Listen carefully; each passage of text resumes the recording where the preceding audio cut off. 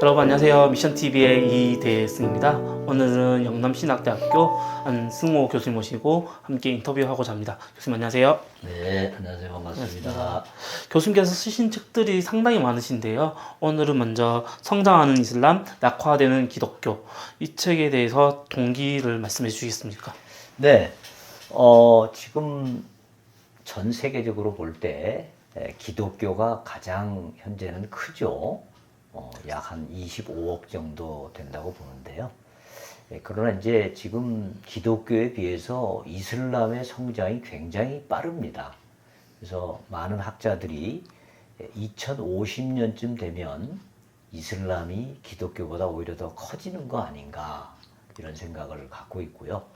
2080년쯤 되면 이슬람이 완전 거대 종교로 성장할 것이다. 이렇게 불안한 예언들을 하고 있습니다.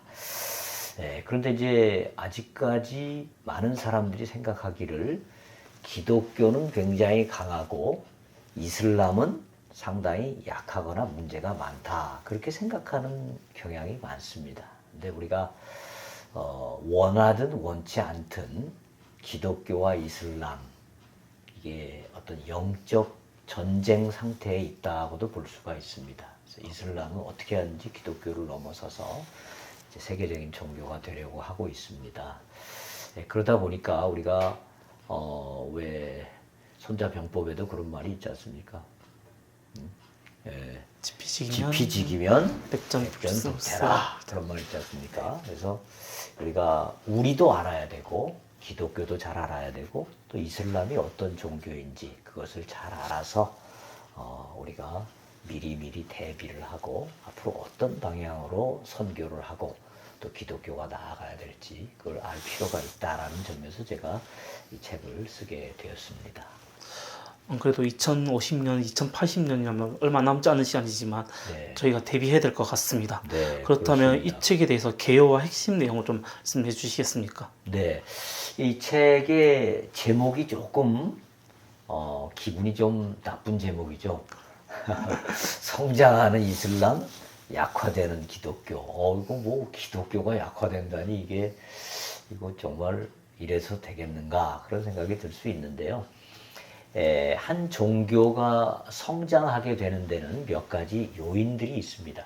제가 그 요인들을 분석해 봤는데요. 그건 뭐냐면 경전관, 그러니까 그 종교가 자기들의 경전을 어떻게 바라보느냐, 그 경전관이 굉장히 중요하고요.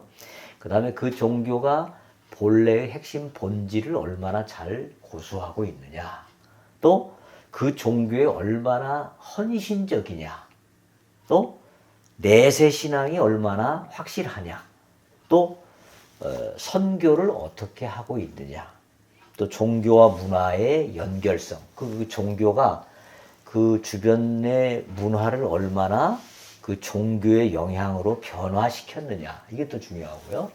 그 다음에 그 종교인들의 출산율, 이런 것들이 상당히 중요하죠. 그래서 이런 여러 가지들을 볼 때 이슬람은 기독교보다 훨씬 더 강한 어떤 내적 힘을 가지고 있는 것이 아닌가, 그렇게 제가 분석을 해 보았습니다. 그래서 지금 현재 이슬람이 기독교보다 더 강하게 성장하는 이유는 바로 이 7가지 면에서 더 성장 잠재력이 강하기 때문이다, 그렇게 제가 보았고요. 선교 하나만 봐도요, 이 선교라고 하는 것은 그 한 종교가 구원의 길이라고 생각하는 것을 전해서 다른 사람들을 구원하는 그런 활동이라고 볼 수 있지 않습니까? 그러면 본인이 또 그 종교가 생각하는 구원, 그 구원에 대해서 선교하지 않는다는 건 무엇이겠습니까? 그건 자기가 믿는 구원에 대해서 확신이 약하다는 거거든요. 확신이 강할수록 강하게 선교에 헌신하게 되는 것이죠. 그런데 이제 이슬람은 2080년까지 전 세계를 이슬람화 하겠다는 이 강한 목표를 가지고요. 지금까지도 한 번도 그침없이 또는 회의 없이 계속해서 이 목표를 향해서 가고 있는데 기독교는 반면에 이런 목표에 대해서 굉장히 좀 회의적인 시각을 보이는 경우가 많이 있습니다. 그래서 에큐메니칼 진영을 중심으로 우리가 전 세계를 복음화하는 게 하나님의 뜻이야? 그거보다는 전 세계의 평화와 정의를 넘치게 만드는 것이 하나님의 뜻이 아닐까? 이런 생각을 하고 있는 거죠. 그래서 기독교는 언제부턴가 세계 복음화라고 하는 이 목표, 이 과제를 상당히 좀 약화시킨 측면이 있습니다. 그렇기 때문에 결국 이대로 가게 되면 기독교가 이슬람 앞에 무릎을 꿇게 될 날도 오지 않을까 하는 이런 우려가 많은 기독교인들 가운데 있는 거죠. 그래서 저는 이런 내용들을 담아 보았습니다. 이 책에다가.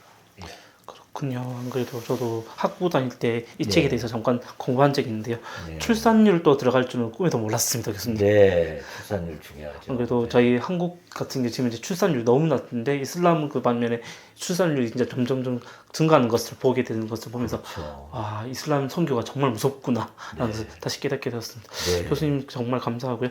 그리고 마지막으로 이 책에 대해서 마지막 한마디로 요약 정리해 주시겠습니까? 네, 지금 영국이나 프랑스나 유럽이 지금 이슬람 문제 때문에 상당히 많은 고민이 있죠. 뭐 폭력도 있고 성폭력도 있고 이런 문제들이 아주 사회를 굉장히 어지럽게 만들고 있는데 반면에 지금 유럽에 있는 기독교는 갈수록 지금 약화되고 있거든요. 그래서 이대로 가게 되면 유럽이 정말 기독교 대륙에서 이슬람 대륙으로 바뀌지 않을까 하는 우려가 굉장히 많습니다. 그리고 만약에 이슬람 대륙으로 바뀌게 된다고 하면 그 모습은 쉽게 상상할 수 있겠죠. 어떤 모습일지. 지금 이슬람 땅에서 일어나고 있는 굉장한 뭐 폭력과 억압과 독재와 이런 것들이 유럽 땅에 정착될 가능성이 많다는 점 때문에 참 우려가 많죠. 우리나라에도 지금 이슬람이 점점 들어오고 있습니다. 가까운 경북대 앞에 대현동이라는 곳에 이슬람 사원을 건립하는 문제 때문에 지금 지역 주민들과 상당한 마찰이 많이 있는 것이 신문에도 보도가 되고 있죠.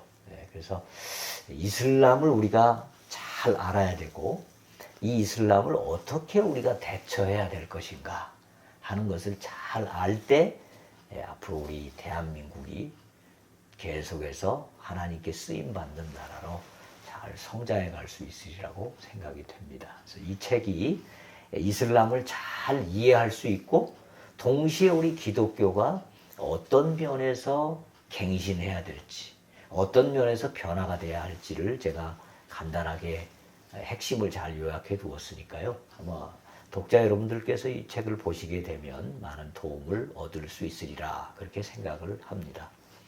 예. 아까 전에 말씀하셨던 것처럼 손자병법에 나와 있는 것처럼 지피지기면 백전 불태라 했던 것처럼 남을 알고 나를 알고 저를 알면 위태롭지 않다고 했던 것처럼 이 책을 통해서 많은 도움이 됐으면 좋겠습니다. 교수님 감사합니다. 네, 감사합니다.